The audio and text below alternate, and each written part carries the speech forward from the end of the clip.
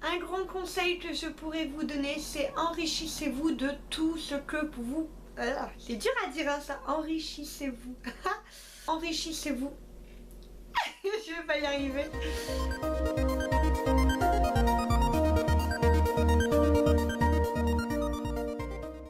Coucou tout le monde, j'espère que ça va. Aujourd'hui on se retrouve pour une vidéo que j'ai eu envie de vous faire. Suite à vos commentaires, vous avez été plusieurs à me demander un petit peu au niveau du dessin, comment commencer, comment s'y mettre. Donc je me suis dit que ça pouvait être sympa de vous donner pour moi 10 choses à savoir quand on commence le dessin. Donc je préfère rappeler tout de suite que je ne suis pas une professionnelle, je n'ai pas pris de cours ni rien. Vraiment les choses que je vous dis, c'est des choses que j'ai appris par moi-même au fil du temps, en regardant les autres dessiner, en apprenant moi-même, en étant autodidacte. Donc voilà, c'est parti. Pour moi, je dirais que le plus important, c'est déjà d'avoir un bon matériel.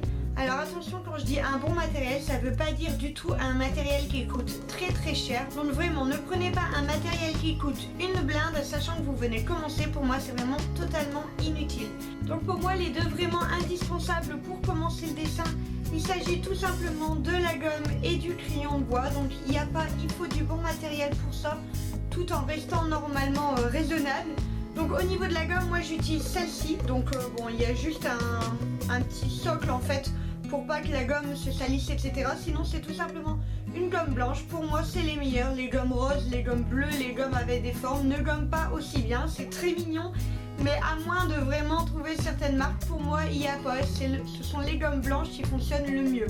Donc moi j'utilise une Maped, c'est une triangle, donc comme vous pouvez le voir c'est vraiment très pratique parce que du coup on peut gommer dans les petits détails et j'adore. Et en fait j'ai acheté le petit réservoir juste ici qui est tout rouge et que j'adore. Je l'ai acheté sur Amazon et je trouve que c'est vraiment très pratique parce que la gomme ne s'abîme pas, ne se salit pas. Au niveau du crayon, il n'y a vraiment rien de plus simple pour moi. Donc comme vous voyez, c'est un crayon vraiment très basique. Donc vous le verrez peut-être, pouf, si je me rapproche un petit peu. La mine n'est jamais taillée. Je ne dessine jamais avec une mine très très pointue parce que je n'aime pas ça, tout simplement. Je trouve que ça ne se gomme pas bien. Je préfère largement un crayon qui n'est pas beaucoup taillé et qui se gomme du coup beaucoup plus facilement. Après forcément c'est par rapport à mon style de dessin moi. Si vous allez faire un visage, un portrait ou quoi que ce soit, évitez le crayon avec une mine de 2 cm. Forcément ça n'ira pas, mais c'est vrai que quand on commence le dessin, généralement on commence pas par du portrait. Et du coup un crayon de bois comme ça c'est vraiment très pratique. Donc je précise, le mien c'est un HB. Je les adore, ils font énormément de crayons Bic, des verts, ils sont tout verts là. Et en fait je les aime beaucoup moins parce qu'ils sont beaucoup plus secs et du coup à gommer c'est beaucoup plus difficile. Que le HB a une mine très grasse et du coup c'est vraiment pratique pour gommer sans que ça le soit trop au niveau du dessin. En deuxième conseil, je vous dirais vraiment avec votre crayon de bois, n'appuyez pas comme des bourrins. C'est quelque chose que je vois très très souvent. Beaucoup de personnes appuient énormément et c'est vrai que c'est dommage parce que du coup votre trait il est ancré dans votre feuille et après pour le gommer c'est juste impossible. Donc oui, je sais, parfois c'est difficile, on a vraiment envie de tout donner sur notre petit bout de crayon, mais au final ça ne sert à rien. Il vaut mieux faire des traits vraiment très légers et quitte à le repasser plusieurs fois pour qu'il soit plus joli, plutôt que d'appuyer un gros coup et d'essayer de le faire d'un coup, d'appuyer fort et de plus pouvoir le gommer. Au final le dessin est fichu, il n'y aura plus qu'à le jeter si vous avez raté votre trait.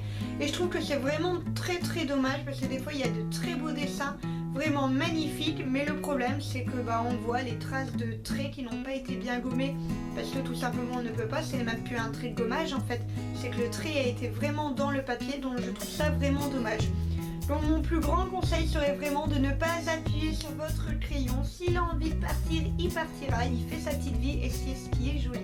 En troisième conseil, je vous dirais tout simplement de commencer par des petites choses simples. Ne vous lancez pas dans des gros projets sachant que vous commencez à peine le dessin. C'est juste bon à vous décourager et je trouve ça vraiment dommage. Faites des petites choses, il n'y a aucune gêne, il n'y a aucune honte à réussir un tout petit dessin. Moi-même quand j'essaie de faire par exemple des portraits etc, je commence vraiment par faire le basique parce que le visage c'est pas du tout mon truc et donc j'apprends petit à petit. Et je vais pas me lancer dans un gros dessin sachant que je ne vais pas y arriver à le faire, que ça va me décourager. Je préfère faire des petites choses et au fur et à mesure je vais apprendre et au fur et à mesure agrandir mon dessin. Et je trouve que c'est beaucoup mieux comme ça. Je pense vraiment qu'il vaut mieux réussir un petit dessin que de rater un gros. Donc vraiment, lancez-vous d'abord dans des petites choses et ça vous encouragera du coup à poursuivre. Une chose qui est aussi également très importante pour moi, c'est de prendre le temps de bien peaufiner son dessin. N'essayez pas de finir votre dessin au plus vite, c'est vraiment dommage parce que c'est vraiment les petits détails qui font les beaux dessins. Et moi très souvent ça m'arrive quand je dessine, je mets mon dessin tout simplement en suspens et je vais le laisser là dans un coin et je vais le regarder plusieurs temps jusqu'à ce que je vois les petites choses à changer de ci de là et je trouve que c'est vraiment ça qui change tout un dessin. Un grand conseil que je peux vous donner, c'est vraiment de vous enrichir de tout ce que vous pouvez. Regardez des vidéos, regardez les autres dessinés, regardez des photos de tous les côtés. Vraiment, l'inspiration est partout et c'est vraiment cool de pouvoir apprendre des nouvelles techniques de plein de personnes différentes pour au final garder seulement celle qui vous plaît et celle que vous préférez faire. Pour moi, c'est vraiment quelque chose de très important. On apprend vraiment en regardant, en pratiquant aussi, certes, mais il y a des méthodes qu'on ne peut pas sortir de nous-mêmes. Si on les voit, c'est toujours plus simple de les acquérir. Je suis une personne qui aime énormément toucher à tout. J'adore tester plein de choses et je sais que certaines personnes restent dans un domaine parce que c'est leur domaine de prédilection, parce qu'ils l'ont trouvé. Moi par exemple, j'adore le mandala, c'est vraiment quelque chose que j'adore faire. Mais avant d'en arriver là, j'ai testé énormément de dessins. Donc ne restez pas cloîtrés sur une seule chose, sur un seul thème, etc. Faites tout ce que vous pouvez faire, vraiment dessinez tout ce que vous pouvez dessiner et vous trouverez facilement ensuite quelle est la chose que vous préférez faire, la chose que vraiment vous aimez le plus faire et où vous êtes le plus fort également. Donc vraiment, commencez sans vous limiter, dessinez à travers tout, dessinez pour tout, ne vous arrêtez pas. Dessinez, vous verrez bien ce que vous préférez faire et c'est à partir de là où vous pourrez avoir vraiment votre spécialisation, la chose dont vous êtes le plus fort, le domaine vraiment que vous préférez. Mais pour le moment, quand vous commencez le dessin, ne restez pas cloîtré à un seul thème, à une seule idée. Faites vraiment un maximum de choses et c'est comme ça qu'on apprend aussi et qu'on apprend également à savoir ce que l'on aime faire. Quand vous dessinez, n'hésitez pas à ne pas... Quand vous dessinez, oh mais décidément, je ne vais pas y arriver. Quand vous dessinez, quelque chose que je vois souvent, c'est les traits vraiment très hachurés, vraiment plein de petits traits les uns à côté des autres. Essayez d'avoir un trait un maximum fluide, c'est ce qui donnera vraiment la régularité dans vos lignes. Et je trouve que c'est beaucoup plus beau. Après, évidemment, je ne dis pas ça pour tous les types de dessins. Il y a des dessins où c'est beaucoup plus joli, quand c'est beaucoup plus fin, beaucoup plus nuancé. Mais c'est vrai que pour les trois quarts des dessins, quand on commence, un beau trait fixe et bien droit, c'est toujours mieux que plein de petits traits les uns à côté des autres qui font tout de suite plus brouillon à mon avis. Quand vous faites un dessin, le mieux est vraiment de commencer par les gros traits. J'entends par les gros traits, non pas les traits de 3 cm d'épaisseur, c'est pas du tout ça. Mais je veux dire vraiment par les formes globales. Si par exemple vous allez dessiner un cupcake, par exemple, ne commencez pas par les petits détails par exemple, de la chantilly au-dessus, c'est pas du tout ça. Faites vraiment le gros, la forme globale, et au fur et à mesure que vous avez fait le gros, vous commencez à rentrer dans les détails. C'est vraiment ça qui est important, parce que tout simplement, vous pouvez être très fort dans les petits détails, mais par exemple les grosses formes qui sont un peu plus difficiles à faire pour certaines personnes, parce que c'est plus gros, il faut réussir à visualiser, c'est pas toujours évident.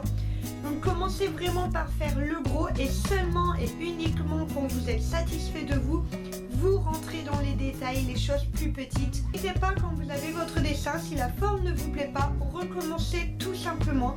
Parce que des fois on essaie de modifier, on gomme, on refait, on gomme, on refait et au final on n'est jamais satisfait parce qu'on repart toujours sur la même base. Mettre de côté, vraiment recommencer à zéro, des fois c'est vraiment partir beaucoup mieux. Donc n'hésitez pas à mettre votre dessin en arrêt total et à le recommencer entièrement. Parfois ça peut vraiment faire la différence. Quand on commence le dessin, très souvent on recopie.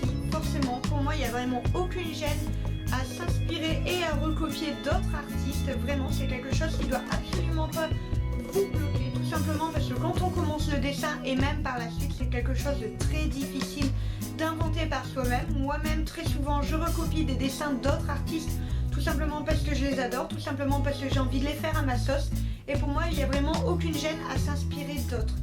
Quand vous commencez vraiment à faire vos dessins, n'hésitez pas à faire des petits schémas avant de vous lancer tout de suite corps et âme dans votre dessin.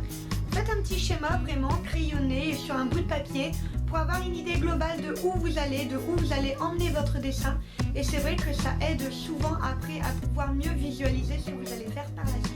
Et enfin, le dernier conseil que je pourrais vous donner, c'est d'avoir de la patience. Je sais que ce n'est pas toujours évident pour tout le monde, c'est quelque chose qui est toujours un petit peu difficile. On aimerait avoir les choses vite et rapidement et je peux entièrement vous comprendre. Je suis une grande impatiente, mais c'est vrai que pour les dessins, je suis obligée de faire preuve d'énormément de patience, tout simplement parce que c'est comme n'importe quelle autre pratique, ça s'apprend, il n'y a pas de secret. Je ne pense pas que le dessin soit inné, vraiment, je pense qu'on l'acquiert en travaillant encore et encore. Et je trouve que c'est vraiment intéressant du coup de pouvoir progresser tout le temps. Donc soyez patient, vous n'y arriverez pas à faire des œuvres d'art en une journée comme ça, non, ça prend du temps. Et soyez surtout très fiers des progrès que vous faites, et même s'ils sont minimes. Souvent quand vous me montrez un dessin, vous me dites que bon bah voilà, c'est pas énorme, c'est un tout petit truc, c'est pas grand chose par rapport à ce que je fais, etc. Il ne faut absolument pas dire ça. Tous les dessins sont beaux et il n'y a absolument pas de palier à franchir. Pour moi, on est tous en train d'apprendre continuellement et c'est vrai que c'est vraiment important du coup de pouvoir avoir ce genre de regard sur son propre travail. Après, forcément, il y aura des dessins où vous ne serez jamais satisfait, surtout si comme moi vous êtes très perfectionniste. Forcément, il y aura toujours quelque chose qui n'ira pas, mais essayez toujours de voir le point positif de votre dessin, un détail que d'habitude vous n'y arrivez pas et que là vous avez réussi. C'est vraiment très important de prendre en considération vos progrès, même s'ils sont tout petits, et bien c'est toujours des progrès. Je vous invite aussi énormément à montrer ce que vous dessinez, à partager, à avoir l'avis d'autres personnes, c'est vraiment très important. Par contre, ne vous attachez pas vraiment aux critiques ridicules, on en reçoit toujours et il faut vraiment apprendre à les mettre de côté et à comprendre vraiment la différence entre les vraies critiques constructives et puis les critiques qui sont juste là pour casser et vous bousiller le moral et qui ne servent à rien.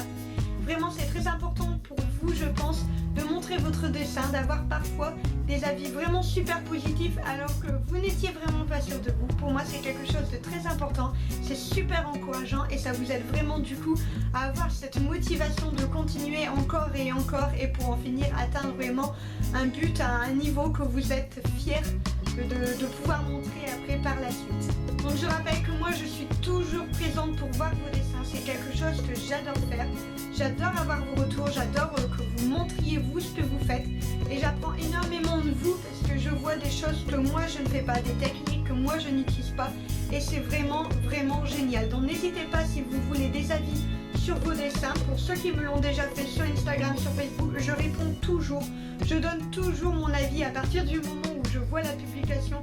Je donne mon avis, c'est quelque chose que j'adore faire, donc n'hésitez pas si vous n'avez pas beaucoup de personnes à qui montrer vos dessins, si dans votre entourage les gens ne sont pas très portés dessins, et ben il n'y a pas de souci, moi je suis là et je suis là pour ça. Et c'est quelque chose que j'adore faire, donc je regarderai vos dessins et je vous donnerai mon avis avec mes grand plaisir parce que c'est quelque chose que j'adore faire. Donc voilà, je vous ai donné vraiment les conseils qui pour moi étaient importants. N'hésitez pas à me mettre en commentaire des techniques de dessin, des astuces pour les débutants. Comme ça, n'importe qui pourrait aller voir et avoir des nouvelles astuces. Et même quand on n'est pas débutant, même quand on dessine depuis un petit moment, eh bien, je pense que c'est toujours vraiment important d'avoir toujours des avis d'autres personnes et d'avoir des conseils, des petites astuces et tout ça. Je trouve que ça peut être vraiment sympa. J'ai pensé à vous faire en vidéo les 10 matériaux les plus indispensables pour moi quand on débute le dessin. Donc n'hésitez pas à me mettre un petit pouce bleu et à me dire en commentaire si l'idée vous tente, parce que c'est quelque chose qui pourrait me plaire énormément de vous filmer et je pense que d'avoir aussi vos retours là-dessus, ça peut être super sympa. Donc je vous laisse, j'arrête de blablater, je vous fais des gros bisous et je vous dis à la prochaine.